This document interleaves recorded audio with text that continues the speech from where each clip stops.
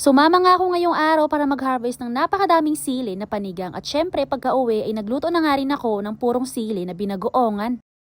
5 araw na nga daw na hindi napipitasan ang siling panigang na to, kaya sigurado ngayong umaga pa lang ay sako-sako na kaagad ang makukuha. Maraming beses na nga napitasan ang sili na to, pero hanggang ngayon ay marami pa rin talaga siya kung mamunga. Sa ngayon, yung mga napipitas namin ay hindi na ganun kalaki, hindi na katulad ng mga unang harvest na talagang mahahaba. Napakababa na rin daw pala ang bentahan ng siling panigang ngayon, kasi ang per kilo ngayon nito ay 15 pesos na lang. Medyo may kalawakan din pala ang tanim na to na siling panigang, at kahit nga siguro 4 pa ang magpitas maghapon na hindi pa rin kakayanin, talagang aabutin to ng 2 araw. Hindi rin siya ganun kataasan, kaya kapag ka namitas ka ay kailangan nakaupo. Kasi kapag ka nakayuko ka ng matagal, hindi tatagal ang baywang mo dito, at saka masakit din siya sa balakang. Bukod nga rin sa masakit siya sa balakang, ang isa pang kalaban mo dito ay yung init. Hindi pa masyadong mainit ngayon kasi mga bandang alas 9 pa lang ng umaga, pero mamaya mga bandang alas 10 na or 11 ako talagang medyo masakit na sa balat. Dapat rin daw pala talaga na every other day ang pagpitas ng siling panigang, pero dahil nga naging busy sila uncle, kaya naman inabot to ng 5 araw. Kaya sigurado ngayon talagang sako-sako ang mga makukuha. Hindi naman masyadong nakakainip ang pagpitas ng siling panigang, kasi para sa akin mas nakakainip mamitas nung sili na tirek kasi napakaliliit nun. Medyo tinanghali na nga rin kami kanina na magsimula sa pagpitas, kasi dapat talagang bago sumikat sana ang araw para malamig-lamig, hindi masyadong masakit sa balat. Napakahirap magtanim ng sili, at kapag ka mag-harvest ka naman ay titiisin mo yung init. Tapos kapag ibinenta mo naman na ay 15 pesos lang per kilo. At sa kalahating araw nga na yun na pagpipitas, meron kaming na-harvest na 4 na sako, o diba, napakarami. At mamaya ngang hapon, meron pa rin pipitasin, at siguradong kinabukasan ay meron pa rin, kasi hindi yun kaya ngayon buong maghapon. Diretso lagay na rin pala kaagad namin to sa bandila na plastic pagkapitas, at hindi na nga rin namin to pinilian ng mga sobrang liko at saka mga bulok, kasi kanina sa puno pa lang ay iniwan na namin yung mga bulok at saka sobrang liko. Yung mga reject na nakuha namin kanina, ang ginawa namin ay pinitas pa rin namin, pero hindi na namin sinama dito, iniwan na lang namin doon. Alam nyo ba, isa sa kagandahan kapag ka nagtanim ka ng sili ay makakapag-harvest ka talaga ng marami, kasi hitik siya kung mamunga. At saka bukod pala doon, matagal din ang buhay niya, at saka hindi mo kailangan mag-spray dito na mag-spray ng maraming gamot, kasi hindi tumatakaw sa insekto. Yun nga lang ang medyo mahirap dito para sa akin ay yung pag-harvest, kasi nga talagang matatagalan ka, lalo na kapag ganito na marami yung tanim mo, talagang aabutin ka ng 1 araw. Kapag ka magtatanim ka ng maraming sili, kailangan mo ding magtawag ng magpipitas, kasi talagang hindi mo kaya kung mag-isa mo lang. Kaya naman, kaya lang aabutin ka talaga ng mga ilang araw bago ka matapos. At dahil nga namitas kami, syempre pagka-uwi meron kaming libreng sili. Purong sili lang din pala ngayon yung lulutuin ko, at tinimplahan ko nga lang din siya dyan ng bagoong, suka, mantika, paminta at saka bawang. Pagkatapos niyan, sinalang ko na rin kaagad sa kalan, at hinayaan ko nga lang siya dyan na kumulo ng kumulo hanggang sa maluto. Masarap mag-ulam ng ganito kahit na purong sili lang, at maya-maya lang din pala konti ay hinango ko na. See you lang for today's video. Thank you for watching!